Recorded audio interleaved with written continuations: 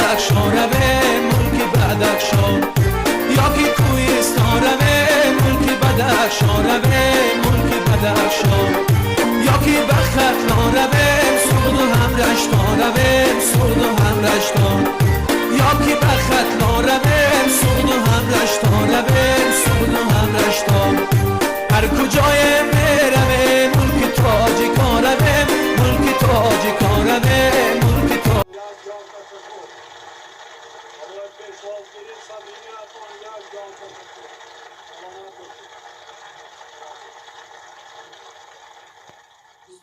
سентябр дар моҳияи рашт асосгузори сулҳу ваҳдати миллӣ пешвои миллат президенти ҷумҳурии тоҷикистон муҳтарам эмомалӣ раҳмон маркази хизматрасонии сиёдум ва терминали мусофиркашонии минтақавии маъруфи баҳрамардоӣ қарор доданд. иттилоъ дода шуд ки масоҳати маркази хизматрасонии мазкур 3194 метри мураббаъ буда аз тахтхона ва 3 ошина иборат аст. сохтмони иншооти мазкур бо саҳми бародарон сиёруфҳо аз соли 2018 оғоз гардида бо харҷи 6 млн 840 ҳазор сомонӣ бунёд карда шудааст. дар ошонаи якуми маркази хизматрасонии сиёдум бозори фурӯши мевои сабзавот ва дигар номҳои маводи ғизоӣ бо 160 нуқтаи савдо мавҷуд аст. ошонаи дуюм барои фурӯши моҳҳои рӯзгор ва либос мешавад ки дар ошонаи якуми он марказҳои хизматрасонӣ мавҷуд аст.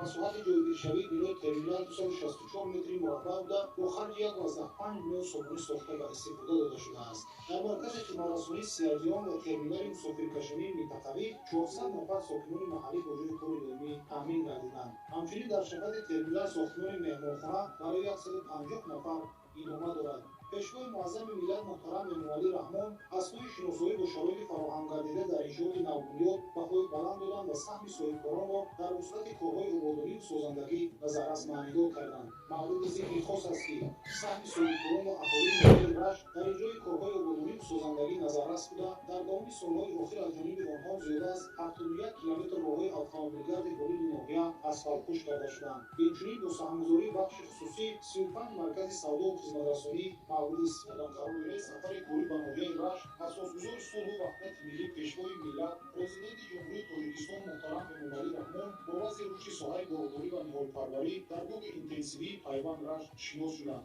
боғи интенсивии пайванд рашт 5 соли қабл дар масоҳати 6 гектар аз тарафи ҷамъияти дорои масъулияти маҳдуди пайванд бунёд шуда буд ва дар он ҷо навъҳои беҳтарини себгунок парвариш меёбад ки ба содироти даронда шудааст. ёдовар мешавем ки аснои сафари кори соли 2016 дар моҳияи рашт президенти мамлакат муҳтарам эмомалӣ раҳмон ҳангоми шиносоӣ бо вазъи соҳаи боғдорӣ ба масъулон супориш дода буданд ки дар ҳамин мавзеъ ки байни ноҳияи нуробод ва рашт ҷойгир аст дар ҳудуди ноҳияи нуробод дар майдони 40 гектар ва дар ҳудуди ноҳияи рашт 30 гектар боғи интенсивӣ бунёд намоянд. дар фартари дастури ҳоҷатҳои сарвари давлат аз тарафи ҷамъияти дорои масъулияти маҳдуди пайванд майдони умумии боғи интенсивӣ дар ин мавзеъ ба 34 гектар расонида шуда беҳтарин навъҳои себунок, олу ва дигар ниҳоли дарахтони мева парвариш карда мешавад. баъди васеъ намудани майдони боғи интенсивӣ дар ин ҷо зиёда аз 20 нафар бо ҷойи кори доимӣ ва маоши худ таъмин шуданд. ҳамзамон аз майдони 34 гектар боғи интенсивӣ мавҷуда 20 гектари он ҳосилдеҳ буда дар 10 гектар ниҳоли дарахтони нодири ороишиву ҳамешасабз ки аз белгия, голландия ва полша оварда шудааст маҳал мутобиқ намудани навъҳои беҳтарини мева, афзоиши содироти меваҳои лазизу хуштаъми тоҷикистон ва татбиқи муваффақона барномаҳои давлатӣ бояд дар рушди соҳаи боғ тобпарварӣ маслиҳатҳои муфид доданд. бунёди гоҳҳои нав дар баробари таъсиси ҷойҳои корӣ инчунин ба истеҳсолу содироти меваҳои шаҳрдори аз ҷиҳати экологии тоза ва хориҷи мамлакат мусофирбардори ноҳияи рашт шинос шуданд. ҳамон тавре маълум гардид хоҷагидорон дар ҳама бахшҳои соҳаи кишоварзӣ ба дастовардҳои назаррас ноил гашта дар таъмини амнияти озуқаворӣ фаъолан саҳмгузоранд.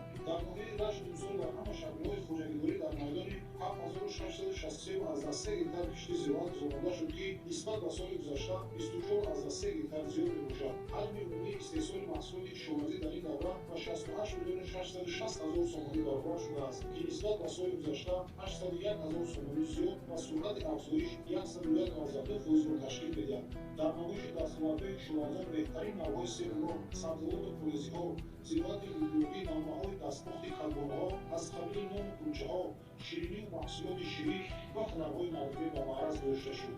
мушоҳида гардид ки ниҳои дузандагӣ, гӯфандагӣ, заррӯзӣ, чатракдӯзӣ, тоҷидӯзӣ ва атрасу атрасгуфтӣ дар ноҳияи рашт ба таври назаррас нарош шудааст. тавре бумгон зидди шиносоии сарвари давлат муҳтарам эмомалӣ раҳмон аз маҳсули дасти аҳли кори гузоштан бо васеъ кардани доираи фаъолият дар ҳалқаи аловида онҳо аз ин маҳдудияти تحصیلات گرفتند برای پیش بردن زندگی خود استفاده می‌نمایند. زنان کارمند اینجوری به مقصد خانه کردن تحولات خوانندگان مکتب‌ها لخت سر لباس مکتبی را نیز وظیفه‌ها و معرض داشتند. تکنیکا و ماشین‌آلات معاصر کشاورزی که از طرف مؤسسه دولتی مرکز اداره لایحه رشد چهاربرداری و چرام‌ها به نمایش گذاشته شده بود برای رشد ساحت از سمت‌های عمومی خودرواداری و دهقانان دسترس کرده می‌شود. لایحه دستگیری صاحب شد. راه استحصالی آنان سال‌های اخیر به افزایش است. استخراج کارکرد انگیزتن در کارهای مبدأ لایحه رشد سال‌های اخیر وسعت داشته. از این حساب تامین تشکیلات و مؤسسه‌ها و دیگر سال‌های بودجاتی با انگشت خوش‌صفت سال از سال بیشتر می‌گردد.